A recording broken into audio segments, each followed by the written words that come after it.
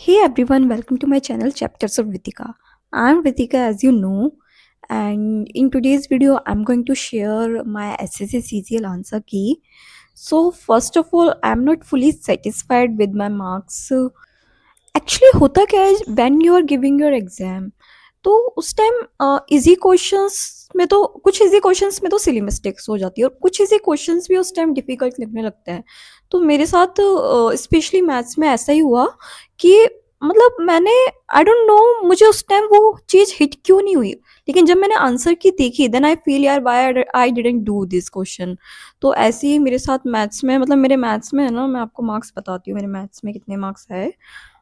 हुँ, तो मैंने मैथ्स में 28 अटेम्प्ट किए थे, जिनमें से मेरे 24 राइट एंड 4 रॉन्ग है। तो मेरे टोटल मार्क्स जो मैथ्स में आए वो 68 आए हैं।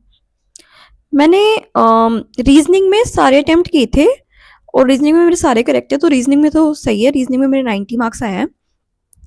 इंग्लिश में क्या हुआ एक्चुअली, इंग्लिश में मैंने 45 अटेम्प्ट किए।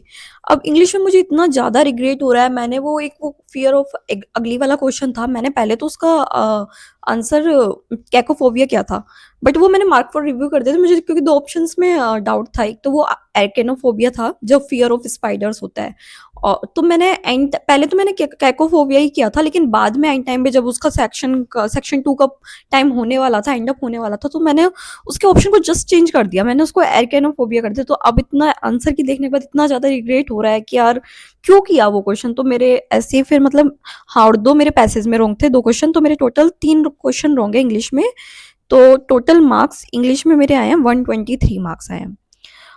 जीएस में भी मैंने अपना पूरा जो मेरा मतलब पोटेंशियल था जीएस को लेकर वो मैं शो नहीं कर पाई। जीएस में मैंने 20 अटेम्प्ट किए थे, जिनमें से 16 करेक्ट है एंड 4 रॉन्ग है।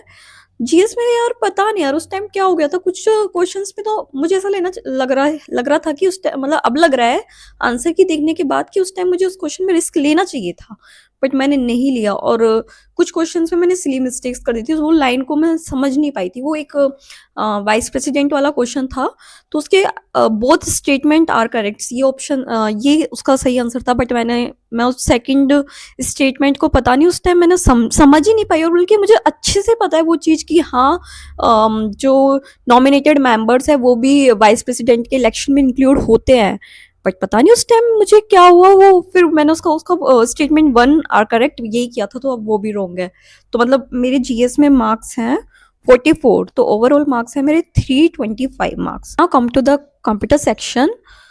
यार कंप्यूटर का तो पूछो ही मत। कंप्यूटर में तो जो बाकी सबका आप सबका जो हाल है वही मेरा हाल है। कंप्यूटर मतलब मैं से ना सिर्फ ये पूछना चाहती हूँ, आप जब कंप्यूटर का सेक्शन बना रहे थे, ये एग्जाम प्रिपेयर कर रहे थे, तो आपके माइंड में ये थोड़ा सा भी था कि हम एसएससी एस्पिरेंट के लिए ये एग्जाम बना रहे हैं, या डायरेक्ट बीटेक वाले बच्चों के लिए बना दिया। और इनफैक्ट अगर ये कंप्यूटर के क्वेश्चंस बीटेक वाले बच्चों को देंगे ना, वो भी नहीं कर पाएंगे। मतलब यार तुमने क्वालिफाइंग सब्जेक्ट को ही इतना ज़्यादा डिफिकल्ट बना दिया कि बच्चे उसमें क्वालिफाई नहीं कर पाए। अगर आपको डिफिकल्टी लेवल बढ़ाना भी था तो बाकी के जो 4 सब्जेक्ट्स थे उनमें बढ़ाते। क्वालिफाइंग सब्जेक्ट का ही डिफिकल्टी लेवल इतना ज़्यादा इंक्रीज कर दिया कि बच्चे उसी में ही फेल हो जाए।